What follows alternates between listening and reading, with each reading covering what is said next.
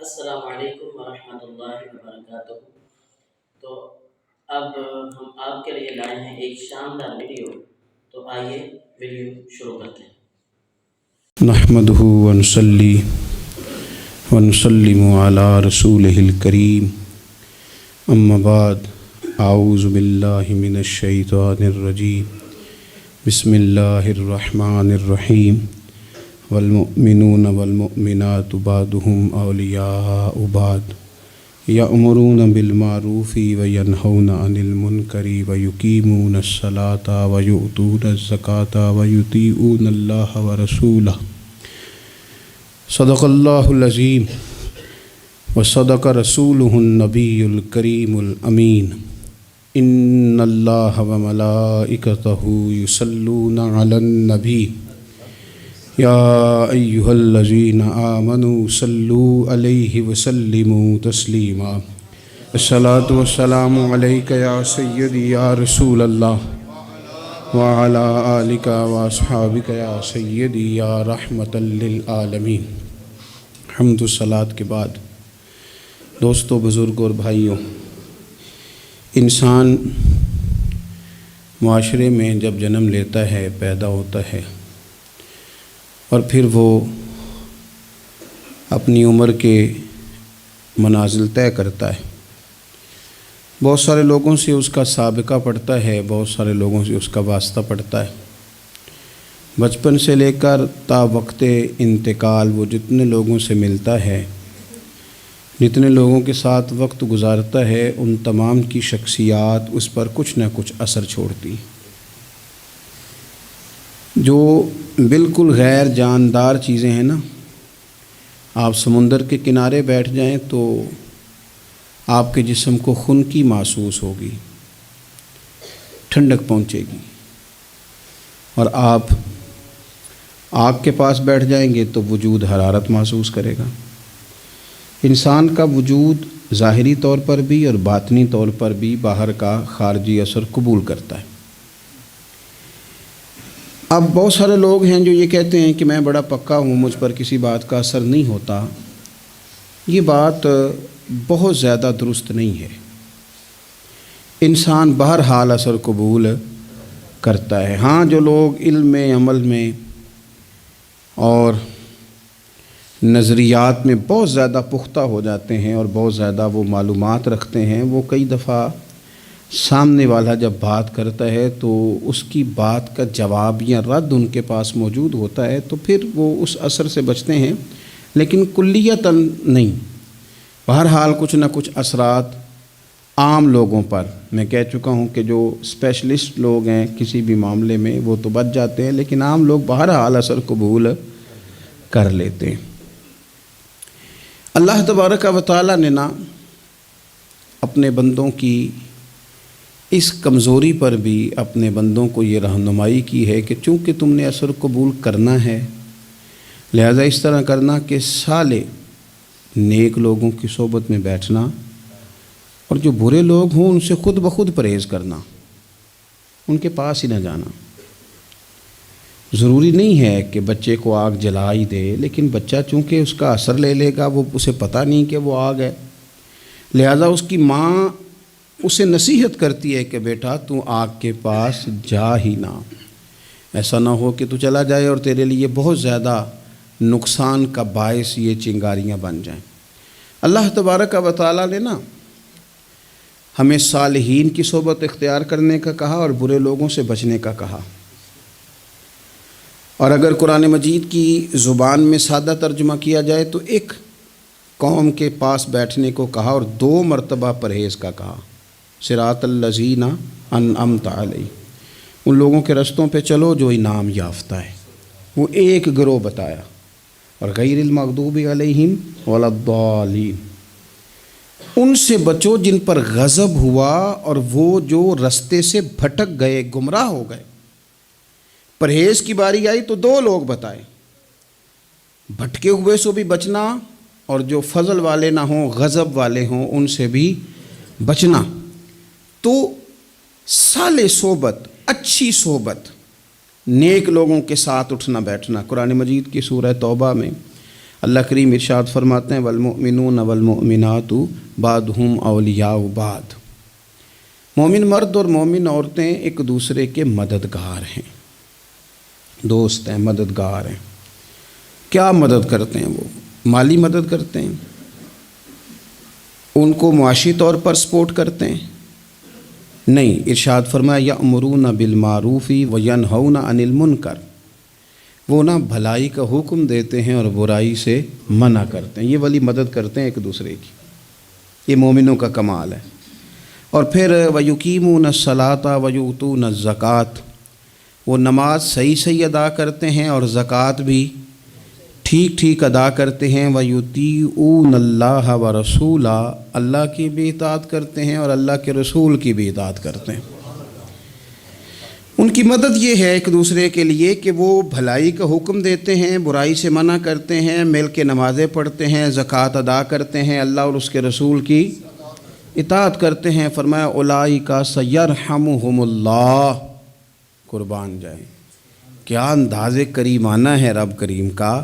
فرمایا یہ وہ لوگ ہیں جن پر اللہ ضرور رحم فرمائے گا، جن پر اللہ اپنے فضل سے ضرور رحم کرے گا، اللہ ضرور رحمت کرے گا ان لوگوں پر، اس لیے کہ یہ ایک دوسرے کے مددگار ہیں۔ ان اللہ عزیز حکیم، اور بے شک اللہ غالب حکمت والا ہے۔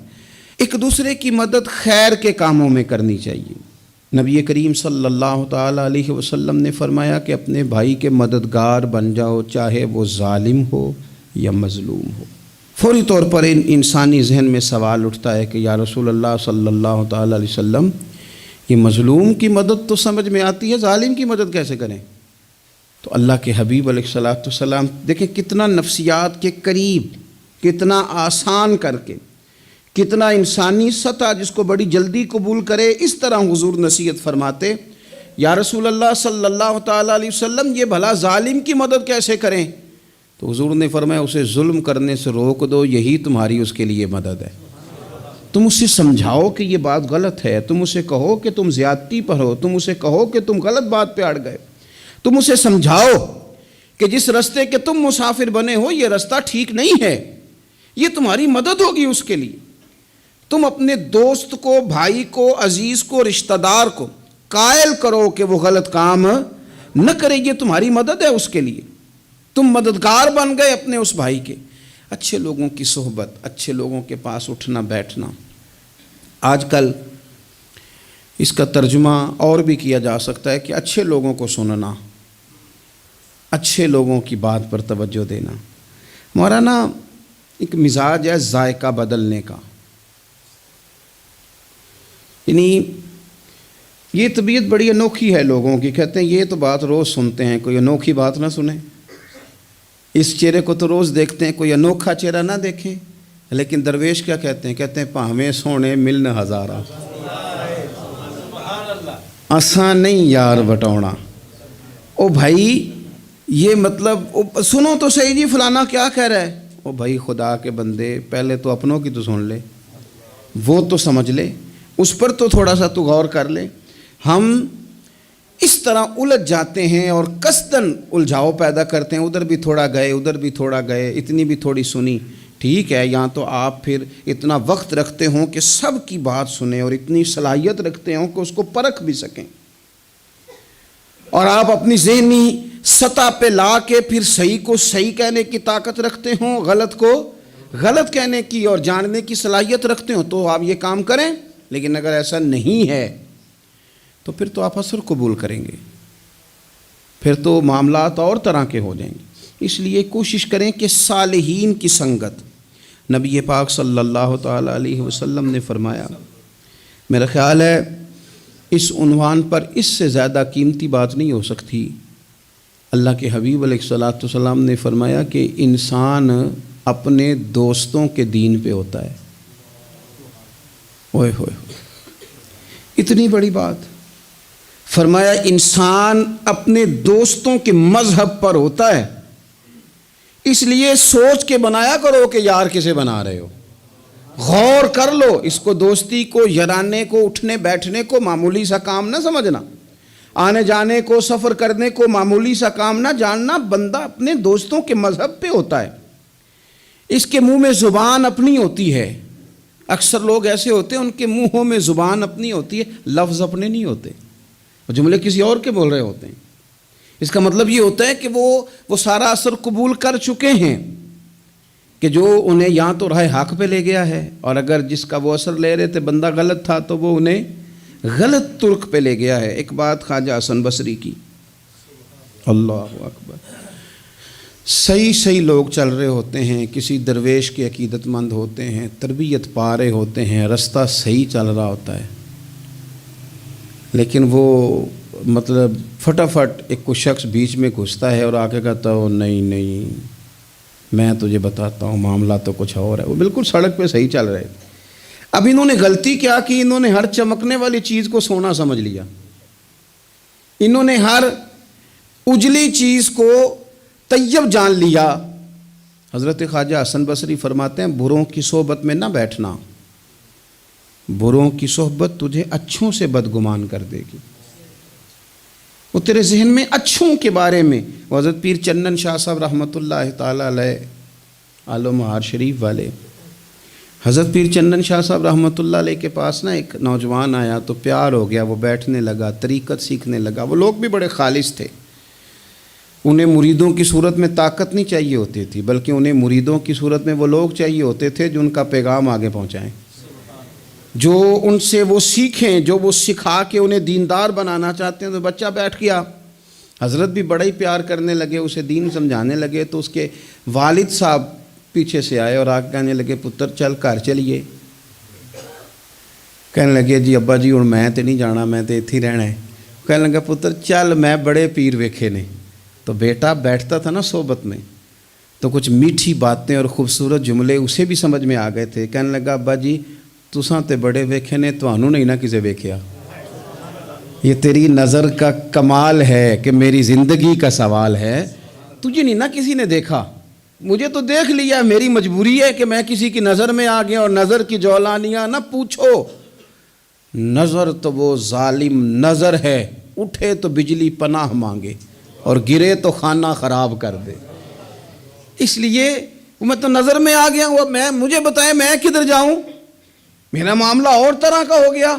تو عزیز دوست آپ یہ دیکھیں کہ آپ کسی صالح بندے کی صحبت میں جا رہے ہیں اور یکدم ایک شخص آیا ہے، اس نے آ کے سارا معاملہ روک دیا۔ بروں کی صحبت اچھوں سے بدگمانی پیدا کرتی ہے۔ آپ کے دوستوں کا ٹھیک ہونا بڑا ضروری ہے، حلقہ احباب کا درست ہونا بڑا ضروری۔ آپ نے تھوڑا سا بھی جس کے ساتھ سفر کرنا ہے نا، اس بندے کا بھی ٹھیک ہونا بڑا ضروری ہے، ورنہ انسانی ذہن میں بعض لوگ ایسے سوالات چھوڑ دیتے ہیں کہ وہ سوالات نہیں ہوتے، وہ وسوسے ہوتے ہیں۔ وہ تو ایک جملہ کہہ کے گزر گیا اور انسان ہے کہ وہ لڑتا رہا، جد و جہد کرتا رہا۔ مجھے بڑی اچھی طرح بات یاد ہے، میں اپنے احباب میں سے سمجھ لیں یا بہن بھائیوں میں سے نہ کسی کے ساتھ کو تھوڑا بہت خیر کا کام کرتا تھا اپنی توفیق کے مطابق۔ تو ایک دن میں دوبارہ سے اسی سلسلے میں اپنی خدمت کے لیے حاضر ہوا تھا، تو میں واپس لوٹا تو ایک صاحب مجھ سے کہنے لگے کنا کچھ تو سائیں پار چانا ہے، دیکھ رہے ہیں سالوں گزر گئے۔ میں آپ کو اپنی بات بتاتا ہوں، تو واقعی میرا ذہن الجھنے لگ گیا۔ واپس آنے تک میں نے کہا یار یہ کب تک، یعنی کہ تو ہر روز کوئی نہ کوئی بات سنا دیتے ہیں کہ فلانی بھی مجبوری ہے، فلانی بھی، کب تک یہ کرنا ہے؟ میرا ذہن خاصا الجھ گیا اور میں بڑی عجیب سی کیفیت میں چلا گیا۔ میں اسی پریشانی کے عالم میں تھا کہ میں نے طبقات امام شورانی کھولا، ویسے ہی بائی دوے تو سامنے ایک بزرگ کا قول آ گیا، وہ کہنے لگے یاد رکھنا بندے بندوں کے محتاج نہیں، بندے رب کے محتاج ہیں، اور اگر کوئی بندہ کسی کا بھلا کرتا ہے نا تو بس اللہ نے اس کی ڈیوٹی لگائی ہے، باقی دے اللہ ہی راہ ہے، بندے بندوں کے محتاج۔ اگر کوئی بندہ کسی کو کچھ دیتا بھی ہے تو وہ اللہ کی دی ہوئی ڈیوٹی سر انجام دیتا ہے، بندے او ہو میرا تو رو رو کے برا حال ہو گیا۔ اور میں نے کہا تو کیا سوچنے لگ گیا تھا، تو کچھ ہے، میں مسکین پرانا خادم کسے در ملی نہ ٹوئی، تے واصف یار نے نظر جو کی تھی تے واصف ہی ہوئی۔ وہ پتہ سارا ہے نا سردار نو کیتیاں دا، یہ پردہ چپایا ہی چلو بھلا ہو سی۔ الجھے نہیں، لوگ الجھا دیں گے آپ کو، چھوٹی سی بات کریں گے آپ الجھ نہیں، آپ کہیں گے اوہ میری وجہ سے چل رہا، تیری وجہ سے کچھ بھی نہیں چل رہا، کچھ بھی نہیں تیری وجہ سے چل رہا۔ بڑے بڑے تھے جو قبروں میں لیٹ گئے، ہوئے نامور بے نشاں کیسے کیسے، اور زمین کھا گئی نوجوان کیسے کیسے۔ کہاں میرے بھائی کسی کی وجہ سے نہیں، یہ نظام میرے رب کا ہے اور میرے مالک کی قدرت سے چل رہا ہے، یہ نبی کریم علیہ السلام کی نگاہ کرم سے چل رہا ہے۔ اس لیے الجھے نہیں، آپ کو لوگ الجھائیں گے، کہیں گے کب تک جی آپ تو فلانا تو بس ایسے ہوگا، نہ الجھے نہیں، کبھی نہیں الجھے۔ سنیں، ہمارے ارد گرد کے حلقہ یا احباب کا ٹھیک ہونا اتنا ضروری ہے، اتنا ضروری ہے کہ داتا گنج بخش علی اجویل رحمۃ اللہ علیہ فرماتے ہیں کہ مکہ معظمہ میں ایک شخص طواف کعبہ کر رہا تھا۔ بڑے سارے لوگ کہہ دیتے ہیں دعا میں یاد رکھنا، دعا میں یاد رکھنا، تو وہاں نا اپنی طلب اتنی زیادہ ہوتی ہے کہ وہ بندہ مطلب خزانے کے سامنے کھڑا ہے تو وہ کہتا ہے یہ بھی اپنے لیے لے لوں، یہ بھی اپنے لیے لے لوں، یہ بھی اپنے لیے لے لوں۔ ہوتے ہیں کچھ لوگ جن کو مطلب جو نظروں سے ہٹتے نہیں تو بندہ ان کے لیے دعا کرتا ہی رہتا ہے، لیکن زیادہ نہیں، میں آپ کو صحیح کہہ رہا ہوں، کم لوگ ہوتے ہیں۔ آج ہم جاتے ہیں بڑا مشکل سے سفر کر کے حرم شریف میں، لیکن بڑی آسانیاں، جہاز کا سفر ہے، بہت ساری آسانیاں، تو ایک بندہ 6 ماہ سال پیدل اس نے سفر کیا اور حرم شریف پہنچا، وہاں اس نے دعائیں مانگنی، اب اسے کوئی اور یاد آتا ہے؟ وہ تو بھائی خرچ ہو گیا، اس کا تو وجود تھکن سے چور ہو گیا۔ لیکن داتا صاحب رحمۃ اللہ علیہ فرماتے ہیں اس شخص کا حال یہ تھا کہ وہ حج کرنے گیا، جتنی بار بھی دیکھا نا کعبے کا طواف کر رہا ہے، غلاف پکڑا ہے، اور کیا پتہ کیا آ رہا ہے؟ یا اللہ میرے دوستوں کو ٹھیک کر دے، یا اللہ میرے دوستوں کی اصلاح کر دے، یا اللہ میرے دوستوں پہ فضل فرما دے، یا اللہ جو میرے ارد گرد رہنے والے ہیں انہیں اپنا قرب دے دے، ان کا رستہ آسان کر دے۔ وہ کہتے ہیں ایک درویش سے نہ ہی رہا گیا، اس نے کہا خدا کے بندے کچھ اپنے لیے بھی مانگ، جتنی دفعہ تجھے دیکھا ہے تو کہتا ہے یا اللہ میرے دوست ٹھیک کر دے، میرے دوست ٹھیک کر دے۔ وہ کہنے لگا تمہیں پتہ ہی نہیں، یہ بھی میں اپنے لیے ہی مانگ رہا ہوں۔ اس نے کہا اپنے لیے کس طرح مانگ رہا ہے؟ کہنے لگا وہ ٹھیک رہیں گے نا تو پھر میں بھی ٹھیک ہی رہوں گا، جب چاروں جانب سے مشورہ ہی خیر کا ملے گا تو میں کیسے بگڑوں گا؟ جب وہ سارے مجھے اچھی رائے دیں گے اور اچھی طرف ہی قائل کریں گے تو کیسے کام خراب ہوگا؟ تو میں بالواسطہ اپنے لیے ہی اللہ سے سوال کر رہا ہوں کہ یا اللہ انہیں سوار دے تاکہ میرا بھی فائدہ ہو جائے۔ اپنے حلقہ اثر میں ایک تو خود اچھی بات کریں، بری نہ کریں، اور دوسرا نا کوشش کریں کہ ایسے لوگوں کے پاس جا کے بیٹھیں، اور جا کے بیٹھنے کے لیے بھی نا انسان کا پہلے ارادہ، پہلے نیت۔ ہم جب کسی جگہ جاتے بھی ہیں تو ہماری نظریں اتنی طائرانہ پہلے پڑتی ہیں، اتنی تنقید کرتے ہیں، پہلے ہم نے اپنے ذہن میں جو خاکہ بنایا ہوتا ہے نا کسی کا، پہلے اس میں اسے تولتے ہیں، پہلے ہم پوری طرح نچوڑ کے دیکھتے ہیں کہ کون سی چیز صحیح ہے اور کون سی غلط ہے۔ اس ذائچے میں اگر کوئی پھر بھی پورا اتر آئے، پھر بھی اس کی کہی ہوئی باتوں کو اس ذوق سے قبول نہیں کرتے۔ جب آپ کا سیکھنے کا مزاج ہے تو پھر تو ہمیں کہا گیا کہ یہ علم، یہ معرفت، یہ تو مومن کی گمشدہ میراث ہے، مومن کی ہے، اس سے گم ہو گئی ہے، جہاں سے ملے وہاں سے حاصل کرو، خیر کی بات آپ ذہن بنائیں، اچھا گمان کریں کہ یار میں نے سیکھنا ہے، تو آپ طالب علم سے بھی سیکھ لیں گے، چھوٹے بچے سے بھی سیکھ لیں گے۔ اگر آپ کا ذہن ہے اور اگر یہ نہیں ہے تو پھر میرے بھائی اینک اتنی تگڑی ہے، اتنی سخت ہے کہ اس کے شیشوں پر کوئی پورا اتر سکتا ہی نہیں، تو پھر کس طرح سیکھیں گے؟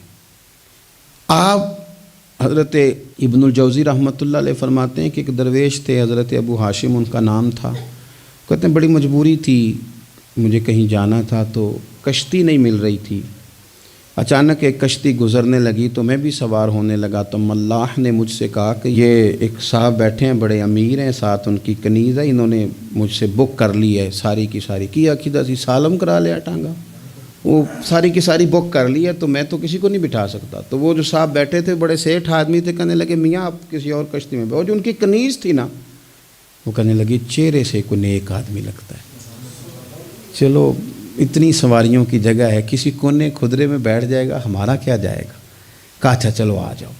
کہتے میں کونے میں بیٹھ گیا، تھوڑا رستہ آگے گیا، انہوں نے کھانے کا سامان نکالا، مجھے بھی کھلایا، لیکن کھاتے کھاتے میری نظر پڑی تو اس میں تو شراب کے برتن بھی تھے معاذ اللہ۔ پھر اس شخص نے کھانا کھانے کے بعد اس کنیز سے کہا کہ مجھے معاذ اللہ گانا سناؤ۔ وہ گانے گانے لگی، یہ میری طرف متوجہ ہونے لگا، مجھے کہنے لگا سنو، میں نے کہا میں یہ نہیں سنتا۔ پھر میری طرف شراب بڑھائی، میں نے کہا میں نہیں پیتا۔ تو کہنے لگا تو کیا سنتا ہے، تو کیا سنتا ہے؟ تو کہنے لگے میں سناؤں کیا سنتا ہوں؟ کہا سنائیے۔ فرماتے میں نے قرآن پاک پڑھنا شروع کر دیا۔ کچھ لوگ، میں آپ کو یقین سے کہتا ہوں، کچھ لوگ ایسے ہیں جن کی زندگی دور گزر گئی ہے مسجد سے، انہیں کو بندہ چاہیے جو تھوڑا سا جا کے پیغام حق سنائے۔ یعنی ان کو پتہ ہی نہیں ہے کہ دین میٹھا کتنا ہے، حسین کتنا ہے، قرآن میں چاشنی کتنی، سرکار کی تعریف کا، نعت خوانی کا رنگ کتنا شاندار ہے۔ میرا یہ ماننا ہے کہ جسے رب رسول کے رنگوں کی خوشبو کا پتہ چل گیا نا، پھر دنیا کا کوئی اور رنگ اسے اپنی طرف مائل کر ہی نہیں سکتا، سوال ہی پیدا نہیں ہوتا۔ کچھ لوگوں نے سونگا نہیں ہے، آئے نہیں ہیں، قریب نہیں آئے۔ تو شیخ ابو ہاشم کہتے ہیں، مجھے کہنے لگا سناؤ نا، امیر آدمی تھا، کبھی اس طرف گیا ہی نہیں تھا، ڈھیروں لوگ ہیں جو نہیں مسجد جاتے۔ الہاکم التکاثر حتی زرتم المقابر، اللہ فرماتے ہیں کہ تمہیں دولت کی ہرس نے اتنا عجیب الجھا دیا کہ قبروں تک پہنچ گئے تم۔ بہت سارے لوگ ہیں قبر میں چلے جاتے ہیں، مسجد میں نہیں آتے۔ تو کہتے ہیں میں نے اسے چند آیتیں سنائیں، اس کی تو کیفیت ہی بدل گئی۔ کہنے لگا مولانا زندگی بڑی گناہوں میں گزری ہے، اب توبہ کر لوں تو مالک معاف کر دے گا؟ کارنامے خطرناک ہیں، پیچھے رجسٹر کالا سیاہ، معافی ہو جائے گی۔ دولت بڑی تھی تو پھر ہم نے بھی شراب کباب شباب میں اڑا دی ساری، معاف کر دے گا؟ تو کہتے ہیں میں نے کہا ہو بندے کے آنے کی دیر ہے، اس کی رحمت تو فوراً ہی قبول کر لیتی ہے۔ ویسے بھی عدل کریں تے تھر تھر کمبن، اونچیاں شانہ والے تجھے فضل کریں تے پھر تے بخشے جامن میرے جے منہ کالے۔ کہتے اس نے اس کنیز کو آزاد کیا، دولت اللہ کی راہ میں خیرات کی، 40 سال میرے ساتھ رہا۔ پھر میں نے اس کی زبان سے سوائے خیر کے جملہ نہیں سنا، ایک کی بات کرتا تھا، کہتا تھا شیخ کاش آپ مجھے تھوڑا پہلے مل جاتے، زندگی سے یہ گلہ ہے کہ تو ذرا دیر سے ملا ہے، پہلے مل جاتے نا تو شاید میری زندگی کچھ اور دن بن جاتے، تھوڑی دیر اللہ والے کی صحبت۔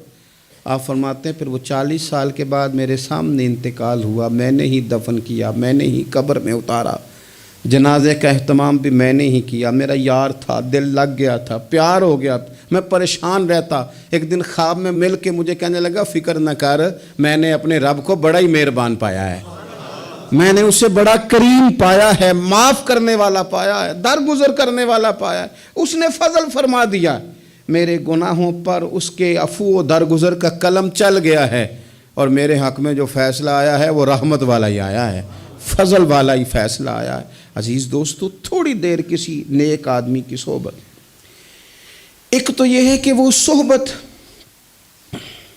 تقوی کی طرف مائل کرے گی، تو برے آدمی کی صحبت نا آپ کی طبیعت میں ہیجان پیدا کرے گی، ہیجان۔ وہ لوگ ہی ہوتے ہیں جو مل کے کہتے ہیں چھوڑ ساری دنیا داری ہے، پیسے ہوں تو سارے ٹھیک ہیں، یہ لوگ ہی ہیں جو یہ سبق بھی پڑھاتے ہیں۔ وہ لوگ ہی ہیں وہ کہتے ہیں چھوڑ یار، کون سے درویش، کون سے مولوی، کون سے دیندار، سب اسی طرح کے ہی ہیں۔ یہ لوگ ہی ہیں جو کہتے ہیں چھوڑو میاں تم کس چکر میں پڑ گئے، ابھی تو اتنی عمر پڑی ہے۔ یہ سب چیزیں ہیں۔ ہمارے صاحب رحمۃ اللہ علیہ ارشاد فرمایا کرتے تھے کہ بڑے بڑے گھروں کے مہمان نہ بننا، ورنہ بڑے بڑے اونچے اونچے مکان تمہارا بھی دل چاہے گا، کبھی میرا بھی اس طرح کا گھر ہو جائے نا۔ بڑے بڑے اونچے اونچے منصب دار لوگوں کے پاس نہ جانا، ورنہ تمہارا خیال بڑھے گا۔ دعوت کے لیے جانا، پیغام حق کے لیے جانا، وہ معاملہ ایک الگ ہے، لیکن اس شوق سے جانا کہ یہ بڑا آدمی ہے، فرمایا تمہارے لیے مشکل ہو جائے گی۔ تمہارا دل کہے گا کہ تو اتنے بڑے گھر میں کیوں نہیں رہ سکتا۔ اور پھر میں نے یہ بھی دیکھا ہے کہ بڑے بڑے خیر والے لوگ تھے لیکن صحبت بری مل گئی، لوگ نہیں ٹھیک مل سکے، مشیر نہیں ٹھیک مل سکے، معاونین نہیں ٹھیک مل سکے، رستے میں رہ گئے۔ صحیح بخاری میں ایک بادشاہ کا واقعہ ہے، بادشاہ کا میں نے جب اسے پڑھا تو میں حیران ہی رہ گیا کہ یہ جو مشیر وزیر ہوتے ہیں یہاں تک لے جاتے ہیں بندے کو۔ وہ ہمارے ایک وزیر صاحب نے تھوڑے دن پہلے کہا ہے بیچارے نا خبروں میں رہنے کے لیے اس طرح کی شرارتیں کرتے ہیں۔ اس کی وجہ یہ ہوتی ہے کہ ملک کا نظام تو چلتا نہیں، تو پھر وہ چاہتے ہیں کچھ لوگوں کو ادھر الجھا دو تاکہ وہ اصل سے ان کی توجہ ہٹ جائے۔ انہوں نے کہا جی قائد اعظم اسلامی ملک نہیں بنانا چاہتے تھے، تو کون سا بنانا چاہتے تھے؟ پاکستان کا مطلب کیا؟ لا الہ الا اللہ محمد رسول اللہ صلی اللہ علیہ وسلم۔ میں آپ کے جواب میں صرف اتنی بات کہوں گا کہ جو پاکستان بنانے والے تھے نا وہ آپ کی طرح کے لوگ نہیں بنانا چاہتے تھے، آپ کی طرح کے لوگوں کے حوالے نہیں کرنا چاہتے۔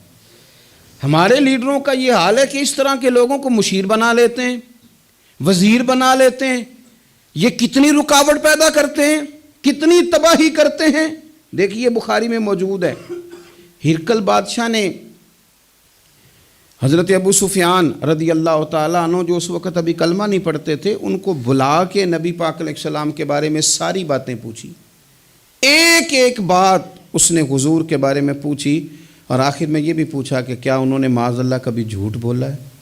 تو ابو سفیان کہنے لگے نہیں، قربان جاؤں میری مخالفت اپنی جگہ پہ، لیکن وہ میرے سامنے پیدا ہوئے ہیں، 40 سال کی عمر میں اعلان نبوت کیا ہے، ان کی گود میں بیٹیاں کھیلتے میں نے دیکھی ہیں، ان کے مقدس بال میرے سامنے سفید ہوئے ہیں، محبوب نے جب بھی بولا حق اور سچی بولا ہے۔